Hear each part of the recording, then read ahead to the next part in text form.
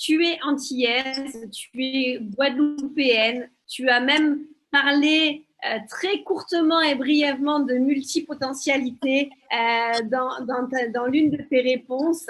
Qu'est-ce que tu dirais à tous ces Antillais qui habitent aux Antilles ou peut-être même qui sont en métropole ou ailleurs dans le monde?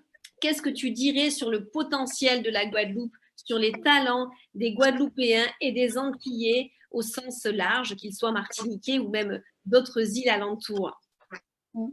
Moi, je crois que dans notre île, on a beaucoup plus de talent que juste la musique et le sport. Non pas que je décris, Kassav a réussi un exploit, Teddy Riner a réussi un exploit et d'autres avec eux également. Mais je crois qu'on a également autre chose qu'on peut apporter à notre île, que ce soit au niveau culturel, entrepreneurial ou autre. Moi, j'avais vraiment à cœur de rentrer chez moi. J'ai vécu en Angleterre, j'ai vécu en Suisse longuement, je gagnais très bien ma vie.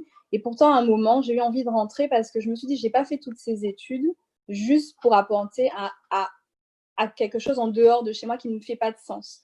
Ma vie a pris tout son sens à tous les niveaux, hein, personnel, professionnel, une fois que je suis rentrée ici. Parce qu'ici, je sers. J'avais à cœur depuis plusieurs années de servir la Guadeloupe et je ne savais pas comment. Mais aujourd'hui, à travers ma mission d'enseignante, je forme des petits Guadeloupéens qui, je l'espère, eux aussi vont revenir apporter ce qu'ils ont appris. Je crois que c'est vraiment important de partir s'ouvrir à l'esprit et de revenir avec nos expériences. Parce que entreprendre, ce n'est pas forcément créer quelque chose qui n'existe pas encore. Entreprendre, ça peut être copier quelque chose qu'on a vu ailleurs et qui n'existe pas encore chez nous. On n'est pas tous obligés d'avoir un brevet d'innovation. On peut voir quelque chose en Australie où on a vécu longuement, qui est adaptable en Guadeloupe et qu'on ramène, qu'on ramène ici. Je pense qu'on a vraiment des capacités et qu'on ne devrait pas se limiter à se dire mais non, Guadeloupe, c'est pas possible, etc. Moi, je ne vois que des entrepreneurs, parce que j'ai beaucoup côtoyé le spot coworking, par exemple. La dynamique qu'il y a dans ce lieu est vraiment... voilà, qu'on sort de là, on a juste envie de s'y mettre soi aussi. Parce qu'il y a tous ces jeunes trentenaires, quarantenaires qui ont envie d'entreprendre, qui ne restent pas à se dire « Ah, mais la Guadeloupe, c'est un marché compliqué, c'est un petit marché, c'est un marché où il y a trop de tensions conjoncturelles, où on est trop soumis à l'incertitude. » Là, le confinement, il a mis tout le monde d'accord. L'incertitude, elle n'est pas qu'en Guadeloupe, elle peut être accentuée, mais elle n'est pas qu'en Guadeloupe. Donc, si on peut le faire ailleurs, pourquoi pas chez nous? On peut entreprendre chez nous. Moi, j'y crois fermement. Après, c'est un parcours du combattant, mais je pense comme ailleurs, en fait. Ça dépend de la volonté qu'on veut y mettre. Et il faut aussi accepter de se dessaisir de certaines choses. J'aurais pu rester confortablement en Suisse, mais j'ai accepté de diviser mon salaire par plus, parce que voilà, il y avait une mission ici pour moi et je ne regrette pas.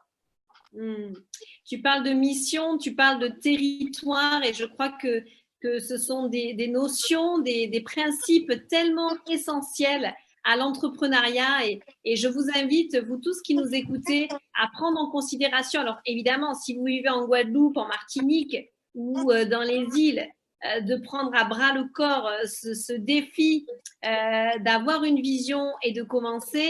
Et si vous êtes ailleurs, eh bien aussi de prendre connaissance de votre territoire et de voir comment vous pouvez, et Coco le dit si bien, adapter peut-être ce que vous avez vu ailleurs. Et quand on l'adapte, quand on le contextualise, automatiquement, il y a de la créativité, il y a une inspiration nouvelle qui répondent à des besoins précis. Merci, merci Coco pour cette remarque.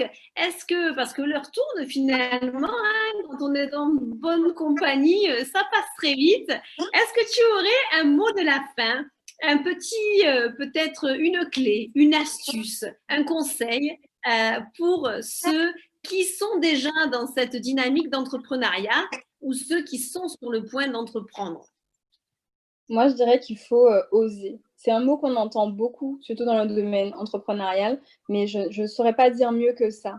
Et si on en a besoin, de se dire pourquoi l'autre réussirait et pas moi. Non pas dans un esprit de petite comparaison, mais vraiment pour se dire qu'on a tous des capacités de vraiment croire en soi et de commencer. Au moins qu'on commence, eh bien, on voit où ça peut nous emmener. Je vois que, par exemple, j'ai fait ce carnet créatif parce que voilà, je me suis dit, bon, je ne peux pas recevoir les enfants, faire sur Zoom, ça va être compliqué, etc.